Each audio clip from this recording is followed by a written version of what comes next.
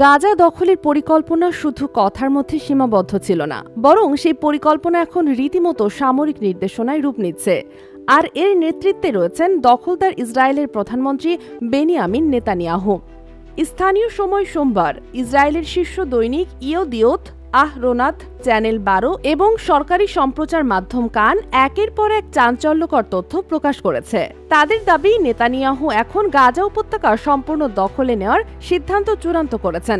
এমনকি যেসব জায়গায় এখনও ইসরায়েলি জিম্মিদের ধারণ করা হচ্ছে সেসব স্থানেও সেনা অভিযান চালানোর অনুমতি দিয়েছেন তিনি। এখানেই শেষ নয়, সেনাপ্রধান ইয়াল জামির যদি এই সিদ্ধান্তে রাজি না হন তাহলে তাকে পদত্যাগ করতে হবে বলেও হুমকি দিয়েছেন নেতানিয়াহু। চ্যানেল 13 জানিয়েছে, এই সিদ্ধান্তের কারণে ইয়াল জামির তার ওয়াশিংটন সফর বাতিল করেছেন।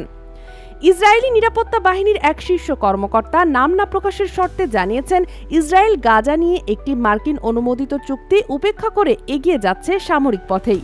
এমনকি প্রায় চূড়ান্ত হয়ে যাওয়া জিম্মি বিনিময় চুক্তিও এখন পেছনে ফেলে দিয়েছে তেল আবিব। বিশ্লেষকরা বলছেন, নেতানিয়াহু এই সিদ্ধান্ত নিচ্ছেন নিজের রাজনৈতিক উদ্দেশ্য পূরণের লক্ষ্যে। দেশের ভেতরের বিরোধী দলের চাপ, আন্তর্জাতিক সম্প্রদায়ের সমালোচনা সবকিছুকে ছাপিয়ে এখন তিনি যুদ্ধ আরও দীর্ঘায়িত করতে চান।